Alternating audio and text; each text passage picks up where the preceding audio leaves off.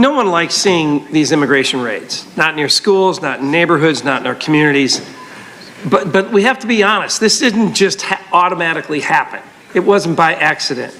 We wouldn't be here if we hadn't had millions of people entering our country unvetted for years under the last administration. These people weren't vetted, and I don't think most of them meant us harm at all, but there's some that did. And so we have to make sure that those people aren't allowed to stay here in this country. The pendulum swung too far to the left by letting all these people in unvetted. And now it's swinging the other way to the right.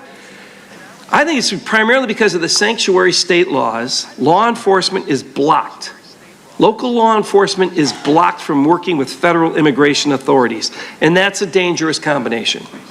When local law enforcement can't work with ICE simply can't, and they just can't simply pick up the phone and say, hey, we've got a criminal in our custody, and hand them over to ICE. But ICE isn't able to do that, and local law enforcement can't work with ICE. ICE has to track that person down in the communities. That's what they have to do. This means raids in neighborhoods, it means families near schools feel unsafe, and it means a higher risk to the officers, actually, and the public. This doesn't have to be. If our law enforcement agencies could work together, the ICE wouldn't have to go into neighborhoods and other areas. This is a policy failure, not a law enforcement failure.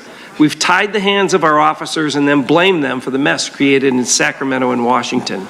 Instead of making it easier to protect our communities, California's sanctuary state law policy makes it harder for law enforcement agencies to work together. And now some even want to make it worse by further restricting law enforcement. If we want to prevent raids, and we want to protect families, and we want to protect and restore order, we must allow law enforcement agencies to work together. We aren't doing that. That's why you see the federal government coming in here and enforcing these laws.